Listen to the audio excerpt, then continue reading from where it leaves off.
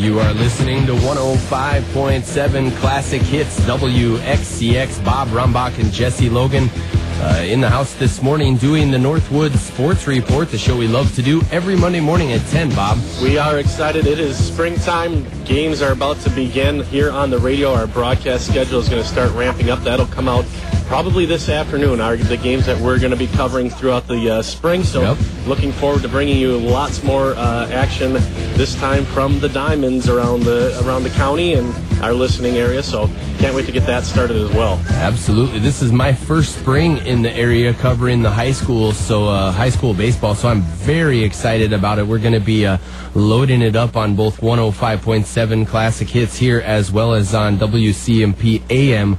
On the FM side, it might be a little more challenging because of the Twins, a lot of broadcasts there, but we're going to cover the high school sports in the area as we always do.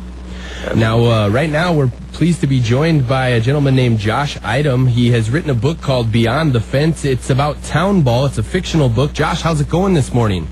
Oh, great, guys. It's a solid Monday. Absolutely. How's your Monday's going yourselves? We're doing great. Mondays are our favorite days of the week. Well, maybe second favorite. So, but I'll still take a Saturday. Okay, yeah, all right. I think most people would. Yeah, I think so too. But hey, Josh, this is Bob Rombach. Thank you again for joining us. It's great to have you. You're a local guy, basically. I mean, you're right in our northwest Wisconsin area. Where did you? Where are you stationed now? Where do you live now? Yeah, northwest Wisconsin, God's country, right? Yeah, absolutely. I'm down. I live in between Prescott and Ellsworth. Okay. Kind of out in the country down here, and I play a lot of ball in River Falls. With the River Falls Fighting Fish is our WBA team. Nice. Yes, Fighting Fish. Yeah. All right. So you have written a book, as Jesse said. It's called Beyond the Fence. And is this your first book?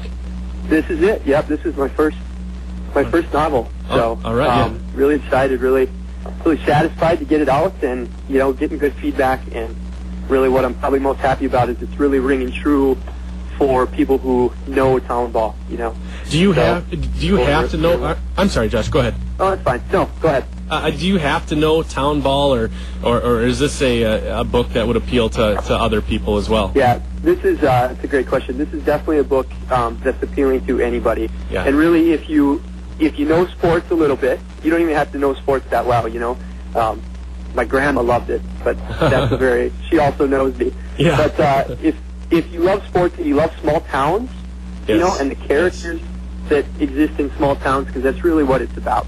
It's really a book of, I like to call it modern folklore, because it is really kind of the stories and the characters that you guys know just revolves around these small town baseball teams and small towns. So it's funny, or at least I hope it's funny. So, you don't have to be a baseball fan to get a real good laugh out of the book. Sure, and I thought you did a real good job with a lot of imagery. I just could picture the things that you were talking about. You did a great job just kind of talking about some details of things. One thing that's sticking out in my mind, you kind of described, and this sounds boring, but it was kind of neat how you described just the swinging door, like a swinging door on some springs that the paint was kind of chipped off on an old bar, I think, in an old tavern is what you were talking about. And it would slam shut, and you can kind of hear that. So I thought you did a fantastic job. The book is real good. I play a little bit of town ball. I played for 1 year, but you've kind of made a career. You reading up on some things, you kind of joke that you moonlight as a teacher. Yeah. So can you talk a little bit about your career and kind of where you started and where you got the inspiration to write this book? Yeah, well, first of all, isn't it funny that we call it a town ball career? As if we get paid. And we just had our first practice for the Fish yesterday, and a bunch of guys out there from all walks of life. You've got the guy who just he bartends, playing catch with the guy that's an elementary school principal. So it's all walks of life, but we do consider it a career, and I think anything that year, and maybe that comes from our little boy dreams about these big league players, but we do call it a career, and I always think that's pretty interesting. Well, a career for the sake of the love of it, but very minimal, if no pay. It almost sounds like a radio career. Yeah. There's definitely some similarities there, probably. So, Josh, I'm an aspiring author as well. I haven't ever been published before. Talk a little bit about that process, kind of all the way. Obviously, the creative part of it is where you're enjoying it. But how difficult was it to get this book out there so that people could actually read it? Yeah, well, it's a pertinent topic. I was just doing career day for my 6th graders on Friday and talking to them about this. But we, the book publishing business is you basically go 2 routes anymore. And what has really changed over the last 10 years is the way technology is allowing people to self-publish. And what is happening, so my book is a self-published book, and as a first-time fiction writer, that is really about the only way to go, it sounds like, unless you know somebody that knows somebody that is an actual publisher, because if you think about before the days of word processors, how difficult it would have been to write a book. Yeah. It was anything sent to a publisher was worth them checking out, So now you're lumped in as a first-time fiction writer with everybody who knows how to use Microsoft Word, which is a pretty sizable part of the population. Yes. So I guess I went the self-publishing route because I knew this book would do well in our market, because people, from Wisconsin, you talked about how I described I think it was the Exile Tavern with the paint peeling off and things like that. That kind of stuff is a shared story around here. So you can read that it doesn't matter if you're in Webster and you read that, or you're in River Falls and you read that, or you're, way up on Superior and you read it. It's a shared story. So I decided to go the self-publishing route because, I knew I could take it from the story, and I had so many people helping me, and I knew I could put out something that would be clean and worth reading. Sure, yeah. Again, we're talking to Josh Eidem. Are we saying your last name right, Josh? Yeah, that's okay. I was very impressed. Well, right how away. about that? Yeah.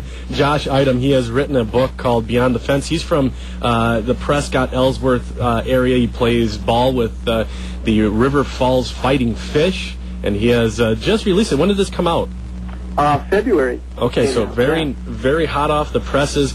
You can buy it on Amazon, and is that the preferred route of buying it, or would you rather have it somewhere else? Yeah, no, Amazon is fine. There's a website. I've got it hosted at AspenCreekPublishing.com is the one I set up. And the important part about that, if you go on, Aspen Creek Publishing, I know it's a lot to type in, but I've uploaded, I think, 4 chapters, so you can get a really good sense of the book. Wonderful. Before you go ahead and order it off Amazon, and that's really what I encourage people to do. Perfect. As much as I want to give the money back guarantee that you'll enjoy it, I still would like people to check it out before they order. But I'm pretty confident at this point that people will like it at the risk of sounding very self-promoting. Right. That's fine. So Josh, we're on to talk about the book, but obviously one of the passions behind the book is the Fighting Fish, because you play in pound ball baseball. Tell us about the Fighting Fish. Yeah. Do you guys have a heck of a team or what? We're doing okay. We went to the WBA finals last year. We ended up getting pounded by Alaska in the game before so it'd be the semifinal game. We've got a really great group of guys. It's really a family atmosphere as far as how they treat each other, and we've got an 18-year-old shortstop all the way up to a 47-year-old first baseman that can still really hit. So it's we moved that team over from Spring Valley over to River Falls. We ended up with no Spring Valley people on it anymore. Everybody was from River Falls for various reasons we don't need to get into. But so we've just been in River Falls now for 3 years, and we decided if we were going to go over there, we were going to do it right. So we're doing game promotions and giving away little squishy stress balls and things like that. Try to get people down to the park because we are just at a high school field. So try to draw them in and do it right and really be something positive for the community. Where I guess the best example I can give you is we are putting on. One of the guys knows a guy by the name of Chris Silver, who is kind of a regionally known bluegrass artist, and we're putting on a event called Fish Stock, where, a lot of teams maybe would use that for a fundraiser for